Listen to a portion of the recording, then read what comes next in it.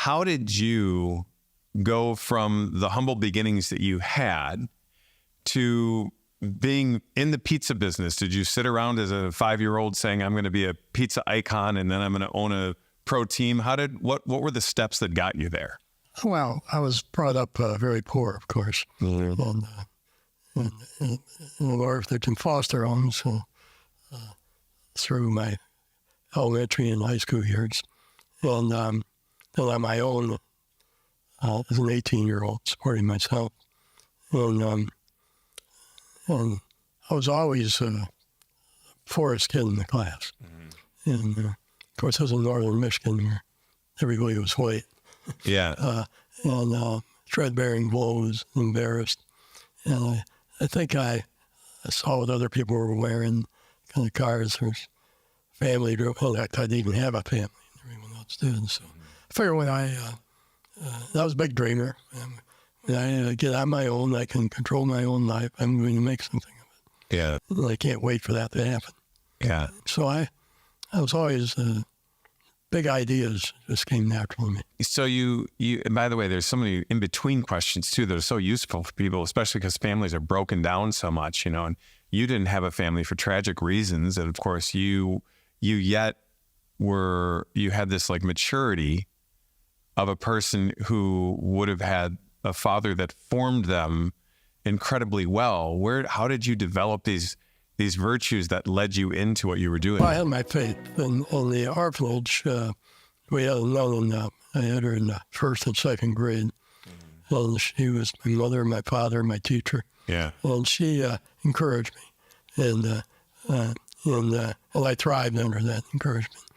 And I can remember they asked the kids in the class, what do you want to be when you grow up? I said, well, play shortstop for the Tigers, be an architect, and to be a priest.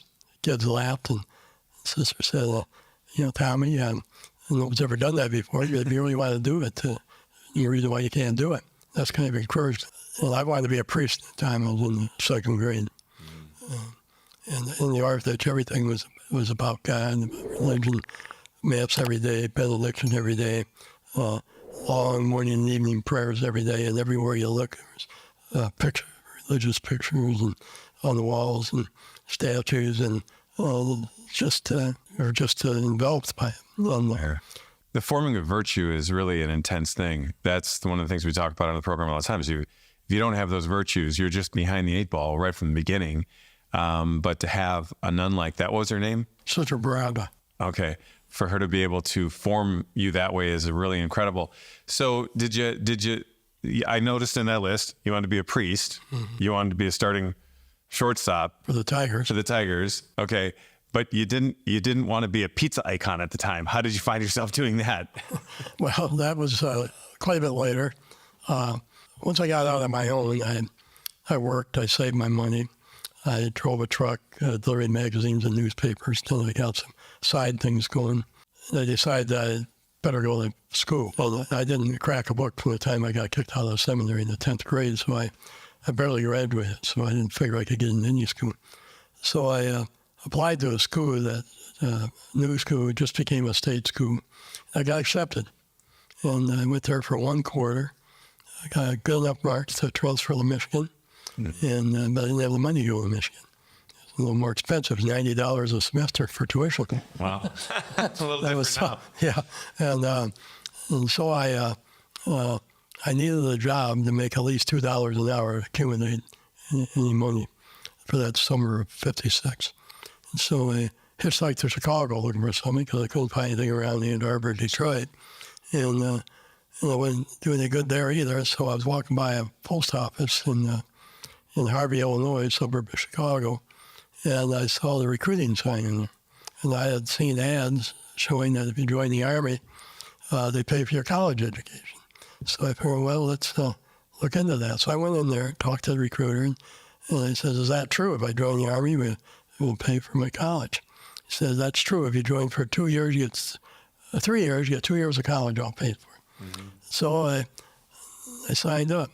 Now, this is, I think, if I remember correctly from talking to you before, that you didn't know, you thought you were signing up for the Army, but it didn't end up that way. That's right. Yeah, the guy never let on that he was a Marine. he just went along with my. So they sent me down to the federal building where they do all the processing. I had hearing problem. I didn't have to worry about getting drafted, but I didn't tell them, and they didn't check. And, Wow. and so I got in. And they were signing the papers, and there was all kinds of recruits in the federal building that day going through the process.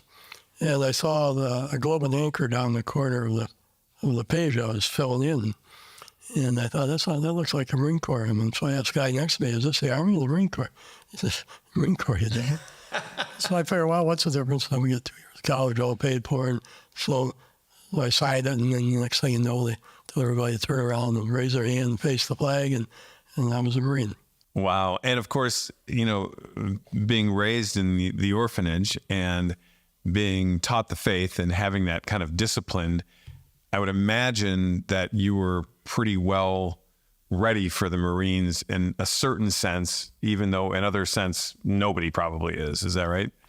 That's true. I from the institutional point, I brought up in the institution, so I even the seminary institution, I was in there for 1 year. And so I was used to that part of it. But what I didn't like, and I pretty indignant about, was every other word was a 4-letter word. Oh, yeah. Well, I just didn't talk that way. I wasn't around people that did. And I said, I can't respect these people. I can't call this guy sir, the way he talks. And I said, I want out. And they laughed at me. So, Wow. and I had the second highest GCT in my outfit, and they put me in the infantry. Wow. Where's my education? Yeah. Well, it's the best education I could have ever had. Wow. And so you had a lot that you had to kind of just get past on a personal level there. You were continuing to form great habits and the discipline you would need to do the things that you did afterwards. And something you carried with you is the ability to do 100 push-ups until just last year when you hurt your shoulder, right? Well, once in a while I have an injury that I have to cut back. Yeah. But I build back up. And you've never stopped. No. And how old are you Twice now? a week.